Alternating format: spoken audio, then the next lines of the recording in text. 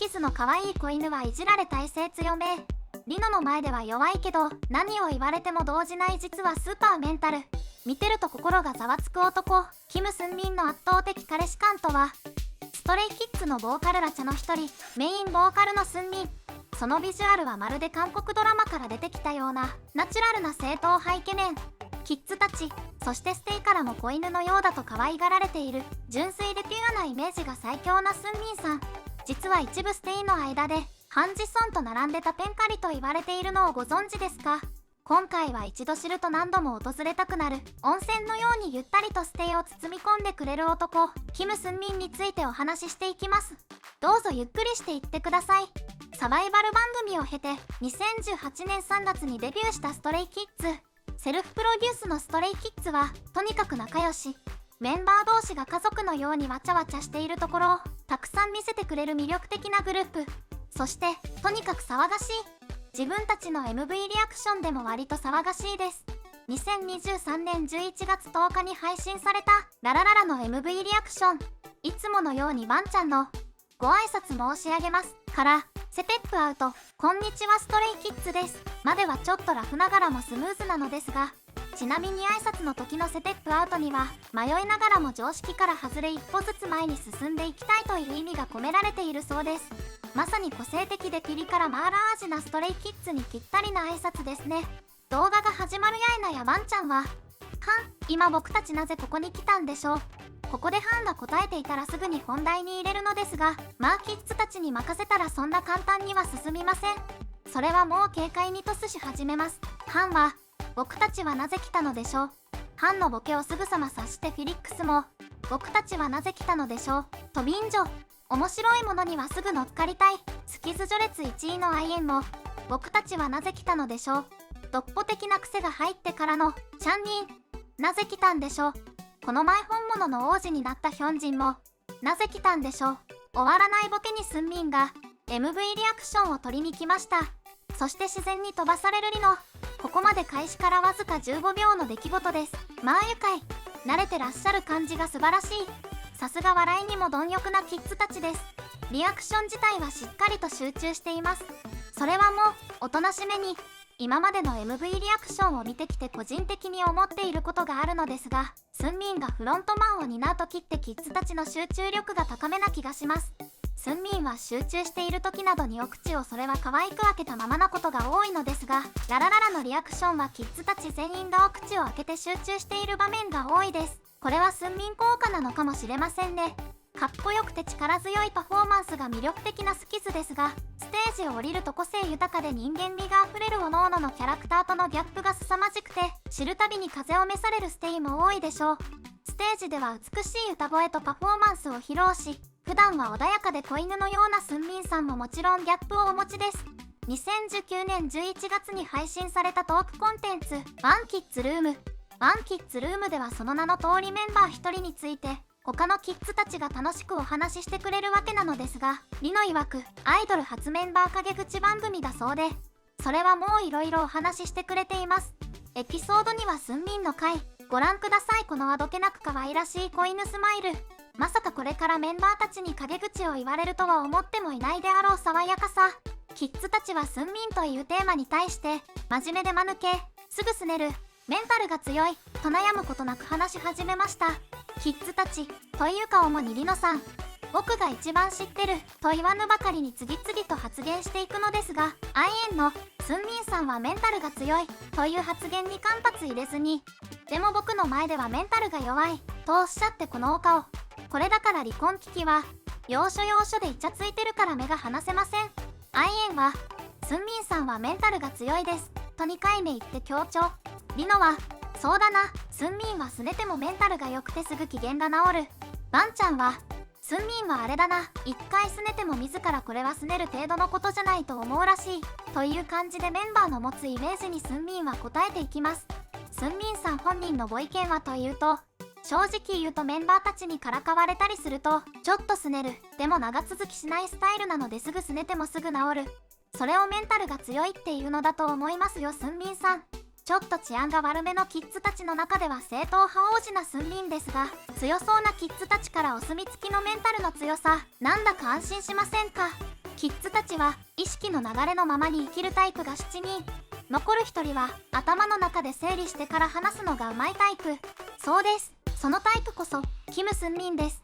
これについてはもう本当にそうというか、周りのことをよく見ているので、スキズの雰囲気を保ってくれるハンやチャンリンが落ちているなと感じるとメンバーを笑わせようと思い、我を忘れた言動をしてしまうと話してくれています。頼りになるというか頼りたくなるというか、守りたいし守られたい気持ちがじわっと湧くと言いますか、こういう一面を見ると心がざわざわしてきます。他にも1日に6回は歯磨きをしているとか、忙しいからこそ自己管理を徹底しているなど陰口ではなく褒め言葉がたくさん飛び交うたび、スンミンは流すように答えていくのですが、大事な場面ではしっかりとお話ししてくれています。ちなみにスンミンさんは歯医者さんに歯石除去をお願いしに行ったら、あなたには歯石除去は必要ありませんと言われたそうです。どうでしょう、歯磨き粉をプロデュースしませんか。ボーカルラチャでメインボーカルのスンミンは歌に関してとにかく真面目で勤勉です。とにかく歌に関しては敏感で、喉を使うべき日は振り付けの練習があっても、暑くてもできるだけエアコンをつけないようにしているそう。マスクは必須。寒い時は暖かい格好を好むようにしており、それも喉と体の調子が大事だから、ステイに格好良い姿を見せるべきだけれど、活力があって元気な姿を見せるのが僕の一番。いつもそういうところにおいては自己管理を徹底してます。そうだよスンミンさん、確かにかっこいい姿を見せてくださるのは嬉しいのだけれど、そもそもスンミンが温かくして元気いっぱいでいてくれてる方がステイも幸せなんです。そしてこういうことをさらっと言っちゃうところ危険なんですよね。全くこれぞステイの福利厚生。他のメンバーなら恥ずかしがるようなこと子犬スマイルで言えちゃうのですよ。怖い。スンミンは自分のことをシリアスですと話してくれています。同時にちょっと怖いのかもとも。子犬なのに、ただその自分のことを怖いと言っている理由がとてもふわっとしているのでお伝えします。スンミンは、僕は本当に大切な人以外にはチキンのもも肉を譲らない。でもメンバーたちには譲ります。僕はスキズになってからもも肉を食べたことがほとんどないです。チキンをいくつデリバリーしても残ったら食べようと思います。怖いのでしょうか。スンミンさんの中ではもも肉を譲らないイコール怖い人なのでしょうね。独特の解釈好きですけど、優しい人はもも肉を譲るものなのでしょうか。このお話には続きがありまして、スンミンの中ではどうでもいい人には何も譲りたくないということなのだと思うのですよ。それがシリアスなのか怖いなのかは別として、きっと大切な人に全力で愛情を示すタイプなのではないかなと。よく聞きませんか。誰にでも優しい人は本当は優しくないみたいな。なのでお話の締めは、とにかくメンバーたちは本当に大切です。何も言わなくてもメンバーたちには分かってもらえるような、すごく大切です。大げさではなくて、とメンバーへの愛を語ってくれています。もも肉を譲るイコールスンミンの愛情表現の一つということなのでしょう。スンミンさんももも肉食べて、美味しいよ柔らかいし、ちょっとほわっとしていて独特の感覚をスンミンさんがお持ちなことは伝わってきていると思います。ゆったりとできるこの感じ、キム・スンミン温泉の効能です。ただずっと使っているだけですと物足りないと思うので、ここでスンミンの素晴らしきマインドについてお伝えいたします。スンミンはただ自分らしく生きていきたいです。やってることに対して常に意味を失わず後退しない人でありたいと話してくれています。こういう発言からもメンタルの強さが伝わってきますよね。そして、自分で自分がどう見えるか言うのもあれですけど、僕はただいまのようにずっと飾られていない人になりたいです。疲れた時に見ているだけで幸せになり元気が出る慰めになる人になりたいです。そのためにはこの声で頑張って歌わなければなりませんね。とも、はい神登場。スキズはパパと王子と妖精と天使がいるけれど、キム・スンミンはマジでこういうところが神です。圧倒的なプロ意識から来る自己管理能力の高さと、神登場。神と言わずに何と言えばいいでしょう。やっぱり恋人ですか。旦那、アッピーの2歳期不能にされます。わちゃわちゃとうるさいキッズたちは、こうちょっとだけ恥ずかしそうにステイへの愛を語ってくれていると思うのですが、キム・スンミンイズストレート。わかりやすいのがまたずるい。本当にまずいりのごめん。この頼もしさは本当にステイの福利厚生だよ。みんな恋しちゃいそうになる。計画性がありそれを実行する力もあるスンミン。地道に進んでいることが幸せなんだ。これからもストレイキッズとして歌を担当しながら過ごしたい。そうしてください。それがキッズたちもステイも望んでいる幸せです。スンミンの魅力はまだまだございます。スンミンの独特な距離感をお伝えするには必ずお話ししなくてはならない。それはスンミンの個人 Vlog。キッズたちの個人 Vlog は各々の日常が様々な形で伝えてくれてステイにとっては癒しのコンテンツ。ちなみに離婚危機の相方リノさんの Vlog は猫愛がいっぱい。スンミンの Vlog の特徴はとにかくゆったりしています。体を揺らしながら話してくれたり、ゆったりゆえに静止画っぽく見える場面が多くて可愛らしいっす。後からテキスト追加しているっぽいところも本当に日常を切り取った感じがして癒し度数が高すぎます。これまでスンミンは3本の Vlog を公開してくれているのですが、今回は恋人感強めの場面をお伝え。休暇で実家に帰ってきていたスンミンは家族が起きると良くないと思って扇風機で髪を乾かして眠ります。乾かすのどれだけ時間がかかったのだろう。優しいな。そして同じお洋服で現れつつも別日の実家ではひたすらベッドで横になりながらドラマを見ているスンミンと添い寝している感覚が味わえます。とにかくゆったりです。正直癒されすぎて睡魔がやってきます。そうです。安眠効果抜群です。ぜひお眠りになる際のお供に。さてここまでスンミンのメンタルの強さや癒し度数をお伝えしてきました。そうスンミンのメンタルはスーパーメンタル。最後はいじられてもほぼ動じない。そんなスンミンのエピソードをお伝えします。ステイにはおなじみ様々なバラエティをコンテンツとして配信してくれるスキズコード。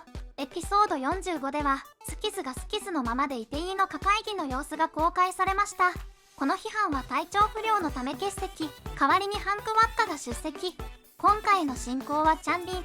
チャンリンの進行は安定感があるので納得なのですが、ちょっと待ってください。一番かっこいいメンバーが主導して進行って書いてあります。とスンミンは切り込みます。そのツッコミに苦笑いしているチャンリンをよそにスンミンは、今日一番かっこいいフィリックスさん、なんて言って話を進めつつちゃっかり自分で進行を始めます。要するに今日一番かっこいいのは自分だってことをアピールしたかったのですね。かわいい。目の前に用意された紙に2024年バージョンの自身を紹介できる簡単な自己紹介を書くことになったキッズたち。それぞれに自分のアピールポイントを書いて目の前に置き、自己紹介をしていきます。リノ、バンちゃん、ヒョンジン、フィリックス、チャンリンと自己紹介をしていき、お次はアイエン。言葉通りアイエンです。2024年もアイエンです。ただ名前を言う簡単で明確な自己紹介だというのに、ヒョンたちは、アイエンさんだと大盛り上がり。だってアイエンはスキズの序列1位ですもの。それは当たり前かつ最高かつ正解の反応。場も盛り上がりアイエンへの声援も受け、この流れで行こうとスンミンは思ったのかもしれません。僕は今年も変わりません。僕はスンミンです。と自己紹介。きっとアイエンも盛り上がったしスンミンの自己紹介も盛り上がるだろう。そう思ったのですが、バンちゃんは一言、つまらないです。ねえパパ冷たくない？前から思ってたけどちょっとスンミンに対してドライだよね。